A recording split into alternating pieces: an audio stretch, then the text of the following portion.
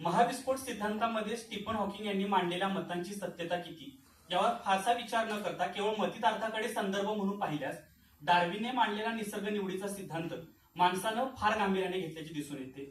जगण्याची धडपड करताना सक्षम बनण्यासाठीचा त्याचा अट्टहास त्याच्या नकळत लालसेत परिवर्तित झाला. सक्षम बनण्याच्या प्रवासाला सर्वोत्कृष्ट बनण्याच्या मार्गावर घेऊन जात असताना स्वतःच्या आणि निसर्गाच्या नियमांचे उल्लंघन करून वैचारिक कोलाहलामध्ये गुरफटत गेलेल्या मानव जातीसाठी सारं काही क्षणभर विसरून विसाव्याचा एक श्वास घेणं देखील वरदान आहे. हाच विचार तुझ्या वाचून कर्मेना या चित्रपटामध्ये जरा विसावू या वळणावर या गीतामध्ये शब्दबद्ध करताना गीतकार सुधीर मोघे लिहितात, भले पुरेचे घडून गेले विसरून जाऊ सारे क्षणभर जरा विसावू या वळणावर. नमस्कार, स्पर्धक सांकेतिक कोड क्रमांक 57 विषय चिंतन करतोय, विसरून जाऊ सारे क्षणभर. ग्रीक पुराण कथानुसार झ्यूसला मानवाचे जीवन अधिक समृद्ध अभिरुची संपन्न करावेसे वाटले. त्यासाठी विद्या कला ज्ञान हवे. पण माणूस हा विसरभोळा प्राणी म्हणून झ्यूसने स्मृतीची देवी नेमोसिन मार्फत मानवाला स्मृती प्रदान केली. स्मृतीतून जन्मलेल्या प्रेरणा, त्यातून प्रसवलेल्या कला आणि विकसित झालेले ज्ञान यामुळे मानवाचे जीवन अधिक अर्थपूर्ण झाले असे या कथेचे तात्पर्य म्हणता येईल. पण दरवेळी स्मृती सकारात्मकच परिणाम दर्शवेल असं नाही. सातत्याने फिरणाऱ्या कालचक्रावर माणूस कधीच वर्तमानात स्थिर राहू शकत नाही. भूतकाळाबद्दलचा पश्चाताप आणि भविष्य काळाची चिंता त्याला कधीच शांत बसू देत नाही. हे सारं काही क्षणभर विसरून वर्तमान स्वीकारणं, त्या वर्तमानातील उणिवा न शोधता आनंद टिपणंच मुळात माणूस विसरून गेलेला आहे. सारं काही क्षणभर विसरणं म्हणजे गजनीमधील आमिर खान होणं नक्कीच नाही. अवांछित विचारांचे दमन मानवी आरोग्यासाठी फायदेशीर असल्याचं मानसशास्त्रामध्ये सिद्ध झालेलं आहे, ज्याचे दाखले आपल्याला अनेक ठिकाणी मिळतात. ज्याप्रमाणे तुम्ही आवेगपूर्ण कृतींना रोखता अगदी त्याच पद्धतीनं अनाहूत विचारांपासून दूर राहा असं सायंटिफिक अमेरिकननं सुचवलेलं आहे.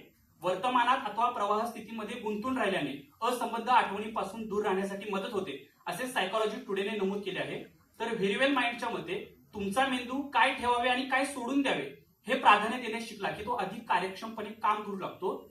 मानसशास्त्रामध्ये याला प्रेरणादायी विसरणे असं म्हटलेलं आहे. सेपियन्स मध्ये युव्हल नोआ हरारी नोंदवतात की एखाद्या व्यक्तीची विसरण्याची क्षमता त्याला भयानक गोष्टी विसरून जगण्यासाठी मदत करते. यावरून असे सूचित होते की एखाद्या व्यक्तीची विसरण्याची क्षमता ही एक प्रभावशाली आणि फायदेशीर मानसिक यंत्रणा आहे. इतिहासात नोंदी आहे की शाही विजयानंतर अनेकदा स्थानिक लोकसंख्येला मारले जात असे, त्यांच्यावर अत्याचार केले जात असत. कालांतराने वाचलेले लोक त्यांच्या मूळ संस्कृती विसरले आणि शासक वर्गाच्या संस्कृतीचे घटक असणाऱ्या नवीन संस्कृती आणि संकरित त्यांनी संस्कृती स्वीकारल्या. म्हणजे यामुळे मोठ्या आणि अधिक स्थिर अशा संस्कृतींची आणि साम्राज्यांची स्थापना शक्य झाली.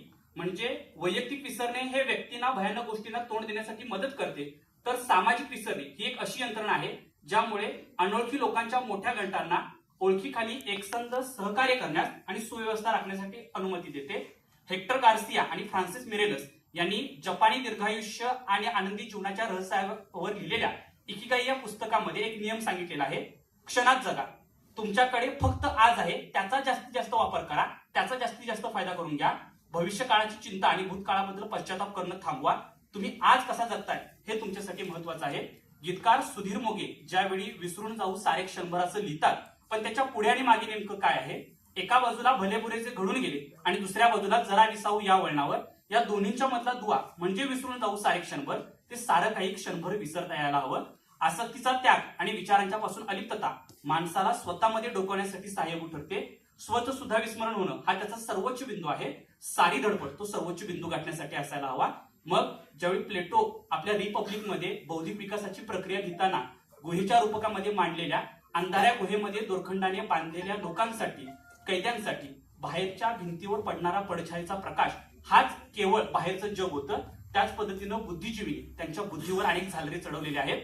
मर्यादांच्या मधून आणि शृंखलांच्या मधून बाहेर पडल्यानंतर हे छायांचं जग संपतं. म्हणून ह्या साऱ्या पडछाया बाजूला सारता यायला हव्यात. सारी कवाडं बाजूला सारून अहम सुद्धा विसरून जाणं हे अज्ञानातून बाहेर पडण्याचं पहिलं पाऊल.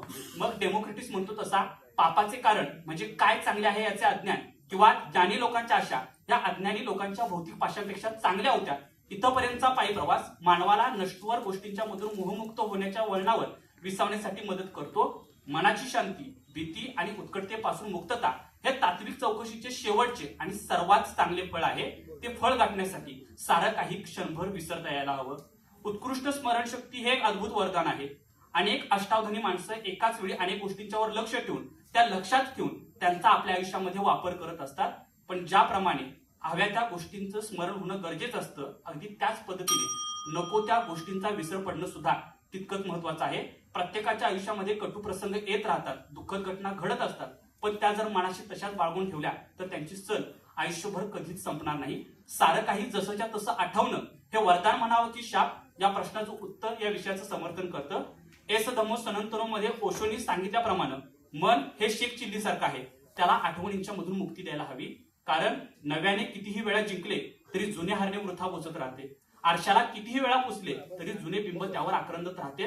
उन्हाळे, पावसाळे, हिवाळे कितीतरी वेळा पालटून गेले तरी उसास्यांचे उमाळे आत तुंबून राहतात आणि जिंके जे नकोसे असतात ते सुफळून वर येत राहतात.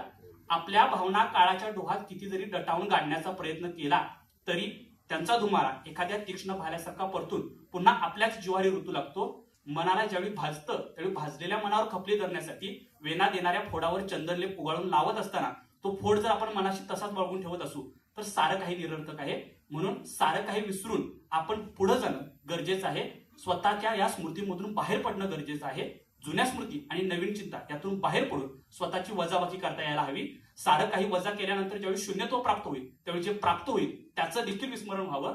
रोहिणी वाघमारे लिहितात तसं, कृपा ईश्वराची म्हणावे स्मृतींना, परी त्या कट्यारी चरे पाडती, दुधारी स्मृतींचा वृथा भार चित्ती, जीवाला विखारी खुणा झुंबती, कशाला स्मृतींची गुलामी करू मी, नको ईश्वरा ही नकोशी सल, झडू देत सारी पुटे आठवांची, झडू देत सारी पुटे आठवांची, दिसू दे मला विस्मृती सोजवळ.